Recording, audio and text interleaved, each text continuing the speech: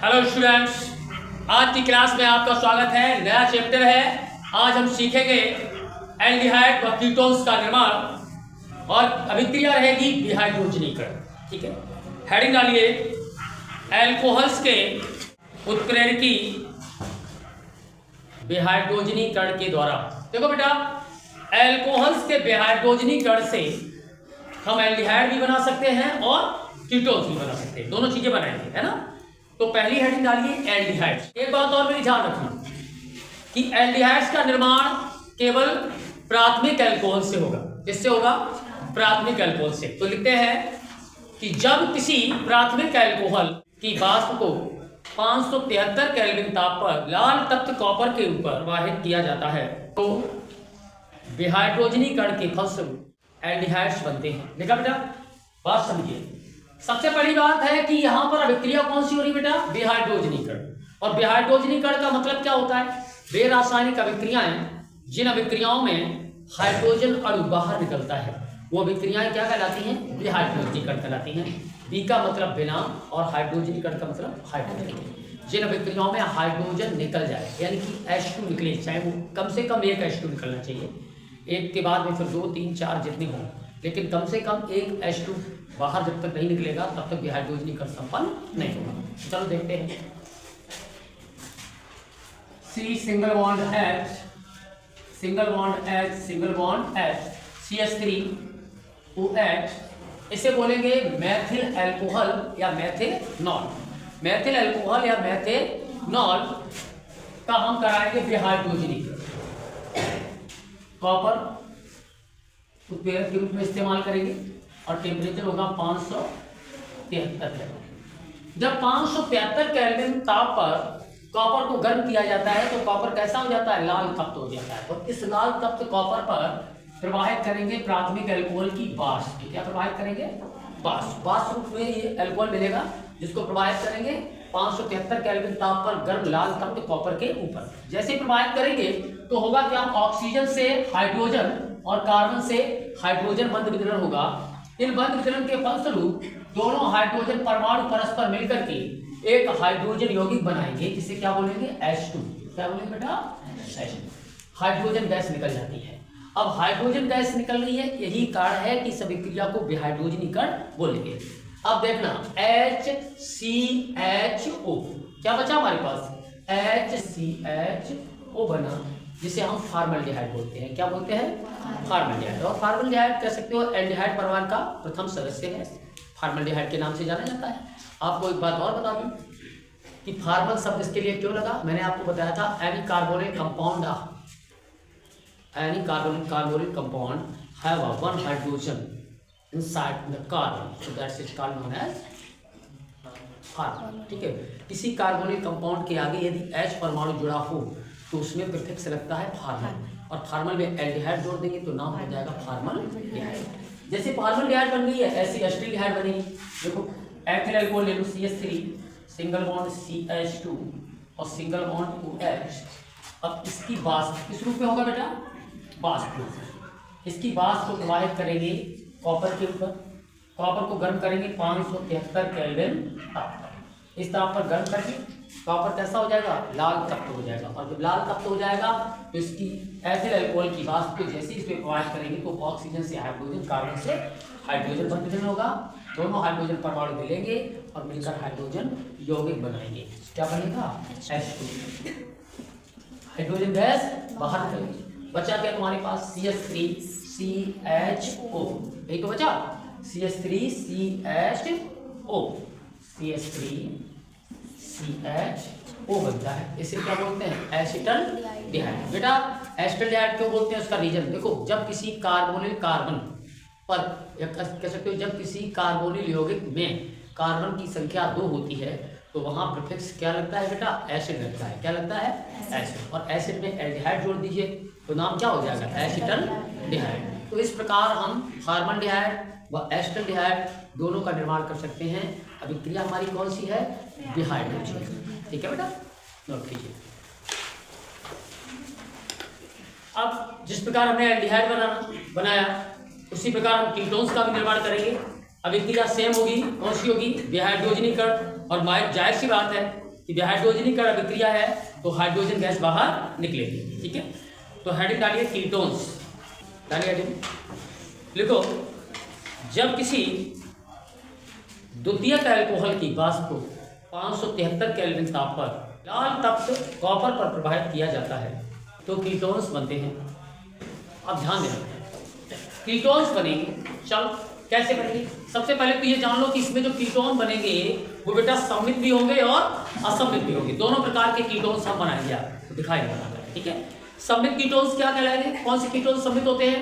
जब किसी carbonyl carbon के दोनों तरफ एल्किल समूह या आयरन समूह एक जैसे हो तो ऐसे कीटोन सममित कीटोन बोले जाते हैं। और जब किसी कार्बोनिल कार्बन के दोनों तरफ अलग अलग एल्किल या आयरन समूह जुड़े हों तो ऐसे कीटोन क्या बोले जाते हैं? असममित। तो सममित व असममित दोनों प्रकार के कीटोन्स का निर्माण इस अभिक्रिया में होगा। देखिए CH3 single bond CH, single bond CH3, single bond OH।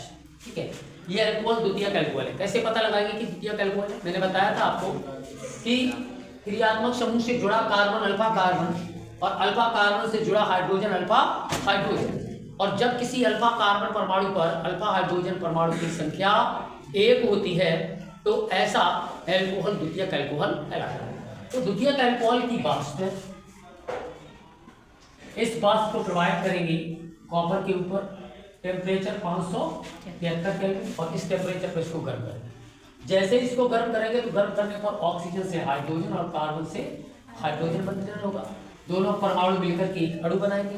देखो हाइड्रोजन जो है वो द्विपरमाणुक है, द्विपरमाणुक यौगिक है, इसके 2 परमाणु मिलकर के एक अणु का निर्माण करते हैं। हाइड्रोजन हुआ, क्लोरीन हुआ, फ्लोरीन हुआ, ब्रोमीन हुआ, आयोडीन हुआ, नाइट्रोजन हुआ, उसको भी हाइड्रो लिखते हैं, जिनका निर्माण 2 परमाणुओं से मिलकर, जिसके एक अणु का निर्माण 2 परमाणुओं से मिलकर होता है वो द्विपरमाणुक कंपाउंड कहलाता है। तो हाइड्रोजन क्या है? द्विपरमाणुक है, प्लस H2 यानी हाइड्रोजन गैस निकल जाएगी, बचा क्या? अब एक बार ध्यान से देखना बेटा, इस कार्बन से हाइड्रोजन टूटा तो 1+ चार्ज आया कार्बन पर, इस ऑक्सीजन से हाइड्रोजन टूटा 1+ चार्ज आया इस पर, तो एक सिंगल बॉन्ड पहले से था और एक ये सिंगल बॉन्ड और बन जाएगा, तो सिंगल बॉन्ड बदल जाएगा किसमें? डबल बॉन्ड में। प्रोडक्ट बनेगा CH3 single bond C double bond O single bond CH। Ketone प्रवाह का प्रथम सदस्य, इसे एसीटोन बोलते हैं, प्रोपेनॉन बोलते हैं, प्रोपेन 2ऑन बोलते हैं, 2-प्रोपेनॉन बोलते हैं, अलग अलग नामों से इसको जाना जाता है। ये देखो एल्किल समूह इधर उधर दोनों तरफ देखो कार्बोनिल कार्बन के जो जुड़े हुए हैं वो कैसे हैं? एक जैसे हैं। अब एक जैसे हैं तो ये कीटोन कैसा बना? सममित कीटोन। और सममित कीटोन बनता है तो सममित कीटोन्स का नामकरण कैसे करते हैं? आगे क्या लगाएंगे? डाई लगाइए, डाई, एक कार्बन है तो में, हाइड्रोजन कम है तो इल, डाई में अंत में क्या जोड़ देंगे? कीटोन। किसी भी यौगिक का सामान्य नामकरण यदि करना है तो सबसे पहले एल्किल समूह का नाम और एल्किल समूह के नाम के अंत में क्या करते हैं? क्रियात्मक समूह का नाम जोड़ देते हैं। तो क्रियात्मक समूह हमारा कीटोन है तो इसलिए कीटोन बोलेंगे इसको। ठीक है, नाम होगा पूरा डाई मेथिल कीटोन। अब सममित बन गया तो सममित भी बनेगा। देखो कैसे बनता है? CH3 single bond CH single bond OH single bond CH3 single bond CH2। अब ये द्वितीयक अल्कोहल की वाष्प है, कॉपर के ऊपर प्रभावित करेंगे 573 केल्विन ताप पर, और जैसे ही बेटा जी इसको गर्म करेंगे तो गर्म करने पर ऑक्सीजन से हाइड्रोजन, कार्बन से हाइड्रोजन बंधन होगा, दोनों हाइड्रोजन परमाणु मिलकर के अणु बनाएंगे। क्या बाहर निकलेगा? प्लस H2, हाइड्रोजन गैस बाहर निकल जाएगी, बचेगा क्या? CH3 single bond C double bond O single bond CH3 single bond C। अब कार्बोनिल कार्बन ये रहा, इसके दोनों तरफ एल्किल समूह क्या एक जैसे हैं? नहीं है। और जब एक जैसे नहीं होते हैं तो नामकरण हम अल्फाबेट के अकॉर्डिंग करते हैं। जो ABCD में पहले आएगा उस एल्किल समूह का नाम पहले लिखेंगे, जो बाद में आएगा उसका बाद में लिखेंगे। तो ये 2 कार्बन है, यानी ये E से शुरुआत होगी, एक कार्बन है में M से शुरुआत होती है। तो ABCD में पहले कौन आता है? M या E? E आता है तो लिखेंगे एथिल, मैथिल, और अंत में जोड़ देंगे। तो सममित और असममित दोनों प्रकार के कीटोन्स का निर्माण होता है विहाइड्रोजनीकरण द्वारा। और एक बार फिर याद दिला देते हैं, विहाइड्रोजनीकरण वह अभिक्रिया है जिसमें कह सकते हो हाइड्रोजन का एक अणु बाहर निकल जाता है। कार्बोक्सिलिक अम्लों के कैल्शियम लवण के शुष्क आसवन के द्वारा, लिखिए, जब किसी कार्बोक्सिलिक अम्ल कैल्शियम लवण तथा कैल्शियम फॉर्मेट के मिश्रण का शुष्क आसवन किया जाता है तो एल्डिहाइड बनते हैं। एल्डिहाइड बनते हैं। देखिए,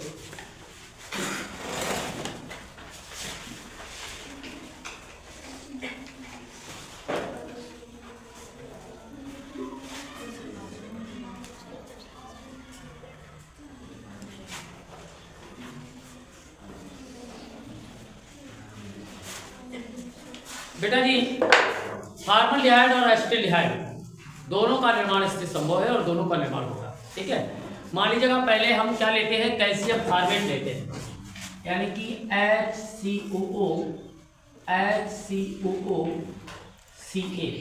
इसे बोलेंगे कैल्शियम फॉर्मेट और इसका कराएंगे आसवन। क्या कराएंगे? आसवन। और जब इसका आसवन होगा तो देखो बेटा, CaCO3 क्या बाहर निकलेगा? CaCO3 माइनस कर दो या आगे लिखो प्लस CaCO3, कैल्शियम कार्बोनेट निकल जाएगा। अब ये H परमाणु अगर इसके बीच में रख दें तो HCHO हो जाएगा और HCHO को हम क्या बोलते हैं? एल्डिहाइड बोलते हैं, यानी कि एल्डिहाइड परिवार का प्रथम सदस्य, वैसे बोलते हैं इसको फॉर्मल्डिहाइड और आईयूपीएसी में बोलते हैं मेथेनल।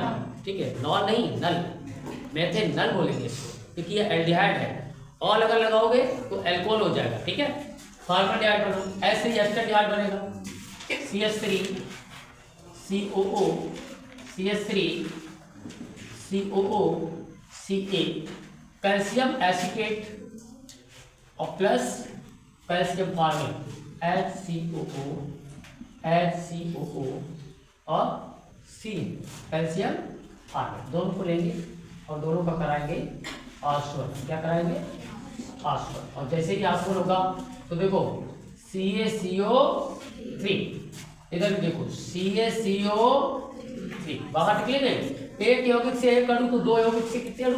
दो, दोनों अणु को बाहर निकाल दो, plus twice CaCO3, calcium carbonate के दोनों अणु बाहर निकल जाते हैं। अब देखो बेटा, यहाँ पर दो हाइड्रोजन परमाणु, ये तो CHO मान लो, एल्डिहाइड समूह। ठीक है, हमें क्या करना है, ये H परमाणु उठा करके यहाँ ले जाना है, CH3CHO, फिर CH3 यहाँ बचा, CHO यहाँ पर है, तो दो अणु बनेंगे एस्टरडिहाइड, ट्वाइस CH3 और CHO। इस प्रकार एस्टरडिहाइड बनता है। तो फॉर्मल्डिहाइड और एस्टरडिहाइड दोनों का निर्माण कार्बोक्सिलिक अम्ल के कैल्शियम लवणों के शुष्क आसवन द्वारा संभव है और हो सकता है। ठीक है, नोट कीजिए।